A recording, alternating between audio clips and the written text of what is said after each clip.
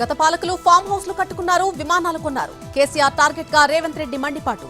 అభివృద్ధిని గాలి కొదిలేశారంటూ విమర్శల దాడి.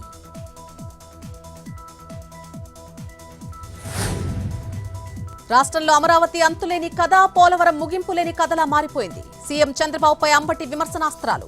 పోలవరం నిర్మాణం పూర్తి చేయడంలో విఫలమయ్యారంటూ ఆగ్రహం.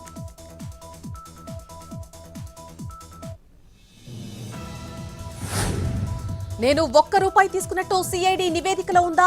పరకామణి కేసులో ఆరోపణలపై భూమన ఆగ్రహం. ఉంటే రాజకీయ సన్యాసం తీసుకుంటానంటూ సవాల్. విచారణ సమయంలో ఎందుకు వీడియో రికార్డు చేయలేదని ప్రశ్న.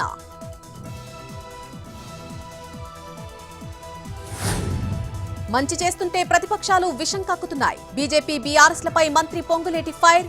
గత ప్రభుత్వం అభివృద్ధి మాటన డబ్బులు కొల్లగొట్టిందంటూ విమర్శలు.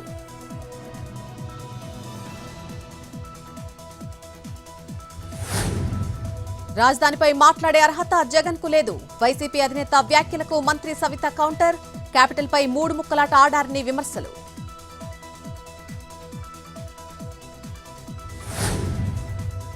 నందిగామ జిల్లా అవుకులో మెగా టీచర్స్ పేరెంట్స్ మీట్. పాల్గొన్న మంత్రి బీసీ జనార్దన్ రెడ్డి.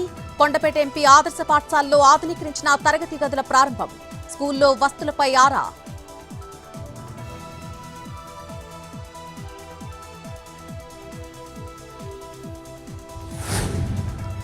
ఇండిగో సంక్షోభంతో ఆకాశానంటిన విమాన టికెట్ ధరలు. ఇదే అదునుగా సొమ్ము చేసుకుంటున్న ఎయిర్లైన్స్.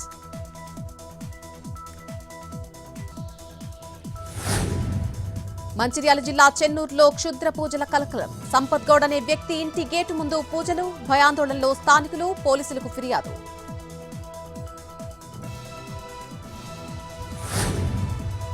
భారత్ రష్యాల మధ్య కీలక ఒప్పందాలు. ఆహార భద్రత, పోర్టులు, నౌకాయానం సహా పలు కీలక అంశాలపై కుదిరిన ఒప్పందాలు. అధినేతల సమక్షంలో అంగీకార పత్రాలు మార్పిడి.